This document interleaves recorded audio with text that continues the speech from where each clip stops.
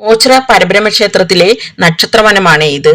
ഇപ്പോൾ ഇവിടെയെല്ലാം വൃത്തിയാക്കിയിട്ട് ആ മരത്തിന്റെ അടിയിൽ ഇങ്ങനെ തറയൊക്കെ കെട്ടി നന്ദികേശ്വരനെയൊക്കെ പ്രതിഷ്ഠിച്ച് വളരെ മനോഹരമാക്കിയിട്ടുണ്ട്. ഓരോ നക്ഷത്രക്കാർക്കും ഓരോ വൃക്ഷങ്ങൾ പറഞ്ഞിട്ടില്ലേ, അത് ഇങ്ങനെ വളർത്തിയിട്ടുണ്ട്. പക്ഷെ ക്രമത്തിനല്ല, എല്ലാ നക്ഷത്ര വൃക്ഷങ്ങൾക്കും ഒരേപോലെയുള്ള പ്രദക്ഷിണമൊക്കെ വളർത്തിയിട്ടുണ്ട്. ഓരോ വൃക്ഷത്തിനെ പ്രദക്ഷിണം വെക്കുന്നതും അതിന്റെ പൂജാവിധികളും എല്ലാം വ്യത്യാസമാണ്. ജാതകത്തിലെ നമ്മുടെ ദോഷങ്ങളില്ലയോ, അവയ്ക്ക് പരിഹാരമായിട്ടാണ് നമ്മൾ ഈ വൃക്ഷങ്ങളെ പൂജിക്കുന്നത്. അപ്പോൾ ചോദിക്കും, വീട്ടിൽ അങ്ങ് നട്ടാൽ പോരെന്ന് വെച്ചാൽ, വീട്ടിൽ പല നക്ഷത്രക്കാർ കാണത്തില്ലേ, ചിലർക്ക് ചില നക്ഷത്രങ്ങൾ അത്ര നല്ലതായിരിക്കത്തില്ല. വളർത്തുന്നത് കൊള്ളരുതെന്നല്ല പറയുന്നത്, എന്നാലും നമ്മൾ അമ്പലങ്ങളിൽ ഇങ്ങനെ പൂജിക്കുമ്പോൾ അത് കൂടുതൽ ഗുണമായിരിക്കും. പിന്നെ മിക്ക വൃക്ഷങ്ങൾക്കും ഈ വാസ്തുദോഷം അങ്ങനെയുള്ള കുഴപ്പങ്ങളൊക്കെ വരാനുള്ള സാധ്യത ഉള്ളത് കൊണ്ട് തന്നെ ഇങ്ങനെ അമ്പലങ്ങളിലെ നക്ഷത്രവാനങ്ങളായിരിക്കും നല്ലത്. ഇതിൽ പറയുന്നത് ഓരോ നക്ഷത്രത്തിന്റെയും നക്ഷത്ര വൃക്ഷവും അതിൽ എന്താണ് ചെയ്യേണ്ടതെന്ന് ഈ തെലുങ്കുകാര് പറയുന്നുണ്ട്. തെലുങ്ക് ജ്യോതിഷത്തിൽ അതാണ് പറയുന്നത്. മലയാള ജ്യോതിഷത്തിൽ അങ്ങനെ ഉണ്ടോ എന്ന് അറിയത്തില്ല. തെലുങ്ക് ജ്യോതിഷത്തിൽ പറയുന്നതാണ് പറയുന്നത്. അശ്വതി നക്ഷത്രത്തിന് കാഞ്ഞിരമരമാണ് പറയുന്നത്. ഈ കാഞ്ഞിരമരത്തിന് വെള്ളം ഒഴിച്ചിട്ട് 11 പ്രദക്ഷിണം വയ്ക്കണം. ആഗ്രഹ സാഫല്യം, കുട്ടികൾ ഉണ്ടാകാത്തവർക്ക് കുട്ടികൾ ഉണ്ടാവുക, പിന്നെ എന്തെങ്കിലും ദോഷങ്ങളുണ്ടെങ്കിൽ അതൊക്കെ മാറുക, പിന്നെ ചർമ്മവ്യാധികളിൽ മാറ്റാനും ഈ കാഞ്ഞിരമരം നല്ലതാണത്രേ. നക്ഷത്രവനത്തിൽ ബെഞ്ചുകൾ ഇട്ടിട്ടുണ്ട്. അപ്പോൾ നമുക്ക് പറഞ്ഞിരിക്കുന്ന മരത്തിന്റെ അടുക്ക് കുറച്ചു നേരം ഇരിക്കുന്നതും ധ്യാനിക്കുന്നതും വളരെയധികം നല്ലതാണേ. ഇനി ഭരണി നക്ഷത്രത്തിന് പറഞ്ഞിരിക്കുന്നത് നെല്ലിമരമാണ്. ഈ നെല്ലിമരത്തിന് ശകലം വെള്ളം ഒഴിച്ചിട്ട് കുങ്കുമം തൊടുകയാണ് ചെയ്യാറ് ഇവിടെ ഉള്ളവര്. അങ്ങനെ തൊട്ടിലേലും കുഴപ്പമില്ല, അതിന്റെ അരികിൽ കുറച്ചു നേരം ഇരുന്നാൽ മതി. തറയിൽ ഇരിക്കരുതെന്ന് എഴുതി വെച്ചിട്ടുണ്ട്, അവിടെ ബെഞ്ചിട്ടിട്ടുണ്ട്, അവിടെയാണ് ഇരിക്കേണ്ടത്. ഭരണി നക്ഷത്രക്കാർ നെല്ലിമരം നട്ടുവളർത്തുന്നതും നല്ലതാണ്. ഇങ്ങനെ പൂജിക്കുന്നത് കൊണ്ട് ഇവർക്കുണ്ടാകാവുന്ന വയറ് സംബന്ധമായ അസുഖങ്ങൾ, ദഹനക്കേട്, പിന്നെ വയറിനകത്തുള്ള അസുഖങ്ങൾ ഒക്കെ ഒരു ശമനം ഉണ്ടാകുമെന്നാണ് പറയുന്നത്. പിന്നെ സാധാരണ ഐശ്വര്യം വർദ്ധിക്കാനും നല്ലതാണത്രേ. കാർത്തിക നക്ഷത്രത്തിന് പറഞ്ഞിരിക്കുന്നത് അത്തിമരമാണ്. ഇങ്ങനത്തെ അത്തിമരം കൊണ്ടല്ല നമ്മൾ സാധാ തിന്നുന്ന അത്തിമരം കൊണ്ട്. അമ്പലത്തിലാകുമ്പോൾ ആ പ്രശ്നമില്ലല്ലോ, യഥാർത്ഥത്തിൽ തന്നെ അവിടെ നട്ടിരിക്കും. വീട്ടിൽ നടുമ്പോൾ ചിലർക്ക് ചില പ്രശ്നങ്ങൾ ഉണ്ടാകാറുണ്ട്. വാസ്തു സംബന്ധമായി ദിക്കിന്റെയൊക്കെ പ്രശ്നം വരും. സംബന്ധമായ അസുഖങ്ങൾക്കും പിന്നല്ലാതെ ഐശ്വര്യം വരുന്നതിനും പിന്നെ സന്തോഷം ഉണ്ടാകുന്നതിനുമൊക്കെ ഇങ്ങനെ അത്തിയെ പരിപാലിക്കുന്നത് കാർത്തിക നക്ഷത്രക്കാർക്ക് നല്ലതാണത്രേ. വെള്ളിയാഴ്ച അല്പം വെള്ളം നൽകിയിട്ട് 7 പ്രദക്ഷിണം വെക്കുന്നത് കൊണ്ട് ഐശ്വര്യം ഏറുമത്രേ. ഞാവൽ സാധാരണ നമ്മുടെ വീട്ടിൽ ഐശ്വര്യത്തിനായിട്ട് വളർത്താൻ പറ്റുന്ന വൃക്ഷം തന്നെയാണ്. അതുകൊണ്ട് അത് വളർത്തിയിട്ട് ദിവസവും അല്പം വെള്ളം ഒഴിക്കുന്നത് ഈ രോഹിണി നക്ഷത്രക്കാർക്ക് കണ്ണിന് വല്ല പ്രശ്നങ്ങളുണ്ടെങ്കിൽ അതൊക്കെ മാറാനും, പിന്നെ നല്ല ചിന്ത, നേരായ ചിന്ത വരാനുമൊക്കെ വളരെ നല്ലതാണത്രേ. പിന്നെ ഐശ്വര്യത്തിനും. മകേരത്തിന്റെ വൃക്ഷം കരിങ്കാലിയാണ്. ഈ കരിങ്കാലി ഇങ്ങനെ വീടുകളിലൊക്കെ വളർത്തുമോന്ന് അറിയത്തില്ല, അതുകൊണ്ട് തന്നെ അമ്പലത്തിൽ പോകുന്നതായിരിക്കും നല്ലത്. മരത്തിന്റെ സമീപം അല്പനേരം ഇരിക്കാനായിട്ടാണ് അവിടെ തന്നെ ബെഞ്ചുകളും അറേഞ്ച് ചെയ്തിട്ടുണ്ട്. അപ്പോൾ അവിടെ കുറച്ചു നേരം ഇരിക്കുന്നതും നല്ലതാണ്. ഈ കരിങ്ങാലി വൃക്ഷത്തിനെ പരിപാലിക്കുന്നതിലൂടെ ഇവർക്ക് ഹൃദയ സംബന്ധമായ അസുഖങ്ങളുണ്ടെങ്കിൽ അത് മാറാനും, ധനപരമായ എന്തെങ്കിലും പ്രശ്നങ്ങളുണ്ടെങ്കിൽ അത് മാറാനും വളരെയധികം നല്ലതാണത്രേ. തിരുവാതിര നക്ഷത്രത്തിന് ചിലർ പറയും കരിമരമെന്ന്, തണ്ടി കാണിച്ചിരിക്കുന്ന മരം, അല്ലെങ്കിൽ പുളിമരം. അങ്ങനെ പുളിമരത്തിനെയൊക്കെ പരിപാലിക്കുന്നത് കൊണ്ട്, അല്ലെങ്കിൽ ഇവിടെ ഇപ്പൊ അമ്പലത്തിൽ ഇതല്ലേ കാണുന്നത്, അപ്പോൾ അതിന്റെ അടുക്കയിൽ അല്പനേരം ഇരിക്കുന്നത് കൊണ്ടും അതിനെ പൂജിക്കുന്നത് കൊണ്ടും ഇവർക്ക് ജീവിതത്തിൽ സന്തോഷം വരുമത്രേ. ഇതും സാധാരണ നമ്മുടെ വീട്ടിൽ വളർത്താത്ത വൃക്ഷമായതുകൊണ്ടും, അല്ലെങ്കിൽ പുളിയാണെങ്കിൽ പോലും വാസ്തു സംബന്ധമായ ചില ഈ തെക്ക് കിഴക്ക് അങ്ങനെയൊക്കെ നടണമെന്നുണ്ട്. അതുകൊണ്ട് തന്നെ അമ്പലത്തിൽ ഇതിന്റെ അടുക്ക അല്പനേരം പോയിരിക്കുന്നതായിരിക്കും നല്ലത്. ഉണർന്ന നക്ഷത്രത്തിന് പറഞ്ഞിരിക്കുന്നത് മുളയാണ്. ഇങ്ങനെ മുള വർഗത്തിലുള്ള ചെടികൾ, ഇങ്ങനെ നമ്മൾ അലങ്കാരത്തിനായിട്ടൊക്കെ വെക്കുന്ന ചെടികളായാലും മതി, അതിന് ദിവസം ഒഴിച്ചിട്ട് വെള്ളം ഒഴിക്കുന്നതും അതിൻ്റെ ഇടയ്ക്ക് കുറച്ചു നേരമൊക്കെ ഇരിക്കുന്നതും ഒക്കെ ഇവർക്ക് ജീവിതത്തിൽ ഐശ്വര്യം വരുത്തുമത്രേ. എന്തെങ്കിലുമൊക്കെ ഭാഗ്യതടസ്സം മാറിപ്പോകാനും മുള നല്ലതാണത്രേ. ഈ വർഗത്തിലുള്ള ചെടി ആയാലും മതി. ഇങ്ങനെ മുളയൊക്കെ വെക്കുമ്പോൾ ചില വാസ്തു ദിക്കിന്റെയൊക്കെ പ്രശ്നമുണ്ടേ. ആയില്യം നക്ഷത്രത്തിന് ക്ഷേത്രത്തിൽ ഏത് വൃക്ഷമാണ് നൽകിയിരിക്കുന്നത് അതിൻ്റെ ചുവട്ടിൽ പോയിരിക്കുകയാണ് വേണ്ടുന്നത്. ഇതൊന്നും സാധാരണ നമ്മുടെ വീട്ടിൽ വളർത്തുന്നതല്ല, ഈ നാഗലിംഗ പൂവൊക്കെ. പിന്നെ മണമുള്ള പാരിജാത പൂവ്, പിന്നെ ചമ്പകപ്പൂവ് ഒക്കെ പറയാറുണ്ട്. അത് ചില വൃക്ഷങ്ങളൊന്നും ചെടികളൊന്നും നമ്മുടെ വീട്ടിൽ വളർത്തുന്ന അത്ര നല്ലതല്ല. അതുകൊണ്ട് തന്നെ അമ്പലത്തിൽ പോയി പരിപാലിക്കുന്നതാണ് നല്ലത്. പൂയ നക്ഷത്രത്തിന് പറഞ്ഞിരിക്കുന്നത് അരയാലാണത്രേ. അരയാലിന്റെ ചുവട്ടിൽ എല്ലാ അമ്പലങ്ങളിലും അരയാൽ കാണത്തില്ലേ, അതിന്റെ ചുവട്ടിലിരിക്കുന്നത് നമുക്ക് ഒരുപാട് ഓക്സിജൻ ഒക്കെ കിട്ടാൻ വളരെയധികം നല്ലതാണത്രേ. ജീവിതത്തിൽ എന്തെങ്കിലുമൊക്കെ പ്രശ്നമുള്ള ഈ പൂയ നക്ഷത്രക്കാർ, ഏത് നക്ഷത്രക്കാരായാലും അരയാലിന് അല്പം വെള്ളം ദിവസവും ഒഴിക്കുന്നത് നല്ലതാണത്രേ.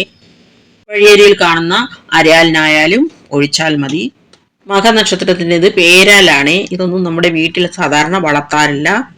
പക്ഷേ ഇതിനെ സംരക്ഷിക്കുന്നത് മകനക്ഷത്രക്കാർക്ക് ജോലിയിൽ എന്തെങ്കിലുമൊക്കെ പ്രശ്നങ്ങൾ ഉണ്ടെങ്കിൽ അത് മാറാനും, കുടുംബജീവിതത്തിൽ എന്തെങ്കിലുമൊക്കെ പ്രശ്നങ്ങൾ ഉണ്ടെങ്കിൽ അത് മാറാനും വളരെയധികം നല്ലതാണത്രേ. ഇത് നമ്മൾ വഴിയരിയിലൊക്കെ സാധാരണ കാണത്തില്ലേ, അതിനെ സംരക്ഷിച്ചാലും മതി. ഇച്ചിരി വെള്ളം ഒഴിക്കുകയോ അങ്ങനെ എന്തെങ്കിലുമൊക്കെ ചെയ്താൽ മതി. പ്ലാഷ് അല്ലെങ്കിൽ ഈ ചമത എന്ന് പറയുന്നതാണ് പൂര നക്ഷത്രത്തിന് പറഞ്ഞിരിക്കുന്നത്. ഇത് നമ്മുടെ വീടുകളിൽ സാധാരണ വളർത്തി കണ്ടിട്ടില്ല. ഈ വൃക്ഷത്തിനെ പൂജിക്കുന്നത് കൊണ്ട് പൂര നക്ഷത്രക്കാർക്ക് കുട്ടികൾ കൊണ്ടെന്തെങ്കിലുമൊക്കെ പ്രശ്നങ്ങൾ ഉണ്ടാവുകയാണെങ്കിൽ, അതായത് കുട്ടികളില്ലാതിരിക്കുക അങ്ങനെയൊക്കെയുള്ള കാര്യങ്ങളാണെങ്കിൽ അത് മാറാനും, പിന്നെ മാനസികമായിട്ട് എന്തെങ്കിലുമൊക്കെ പ്രശ്നങ്ങൾ ഉണ്ടെങ്കിൽ അല്ലെങ്കിൽ മനസ്സിന് ശാന്തത ലഭിക്കാനും വളരെയധികം നല്ലതാണത്രേ.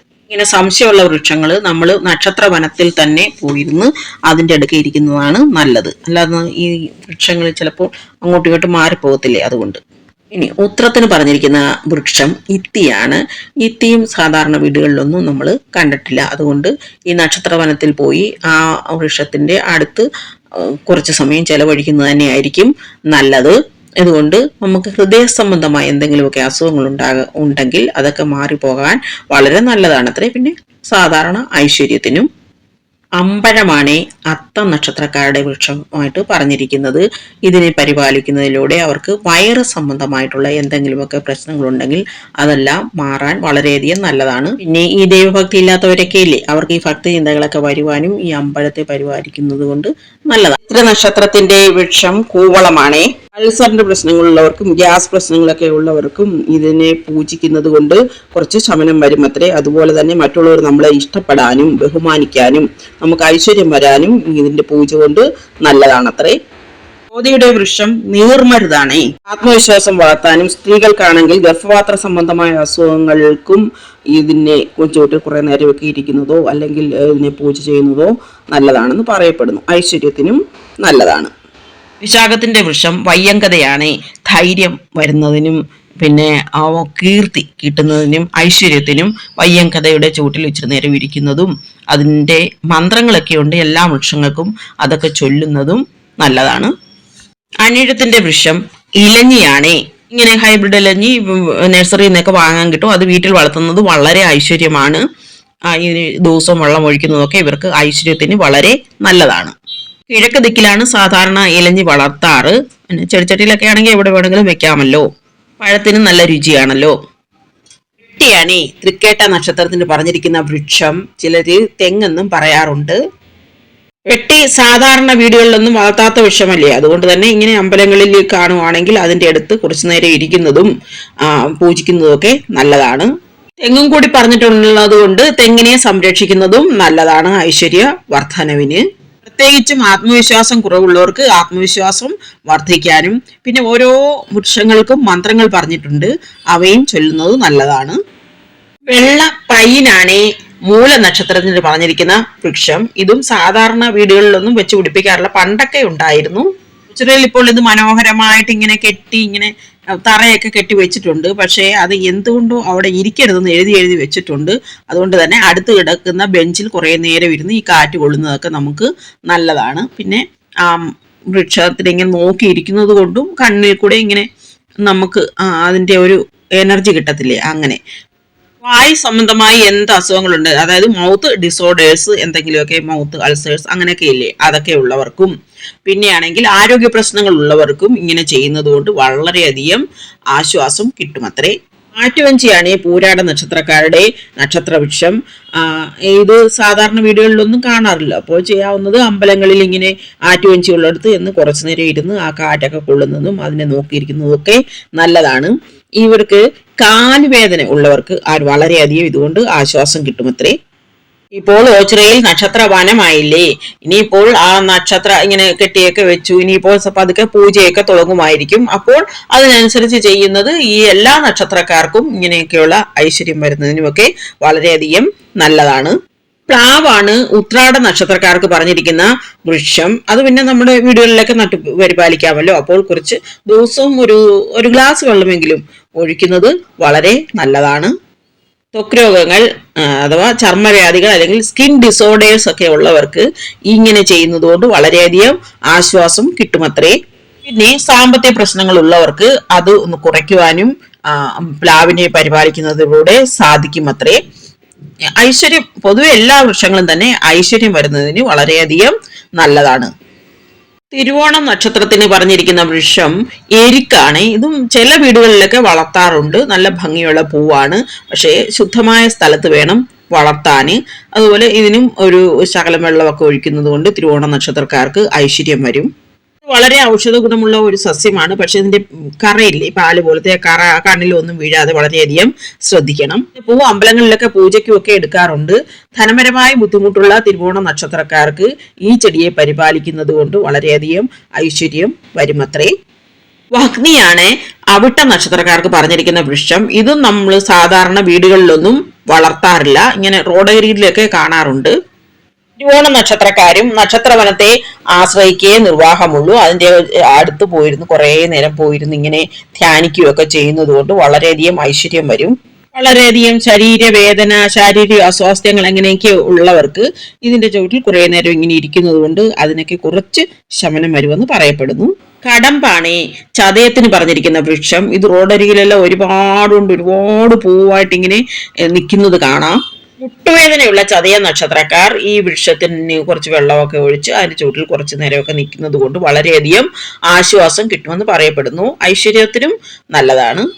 മാവാണ് പൂരിട്ടായ നക്ഷത്രക്കാർക്ക് പറഞ്ഞിരിക്കുന്ന വൃക്ഷം. ദിവസവും ഇതിന് ഇച്ചിരി വെള്ളം ഒഴിക്കുന്നത് കൊണ്ടൊക്കെ ഇവർക്ക് ജോലിപരമായിട്ടുള്ള എന്തെങ്കിലും കുഴപ്പങ്ങളൊക്കെ ഉണ്ടെങ്കിൽ അതൊക്കെ മാറുമത്രേ. പിന്നെ പൊതുവായ ഐശ്വര്യത്തിനും നല്ലതാണ്. ഉത്രട്ടാതിക്ക് കരിമ്പനെയാണ് പറഞ്ഞിരിക്കുന്നത്.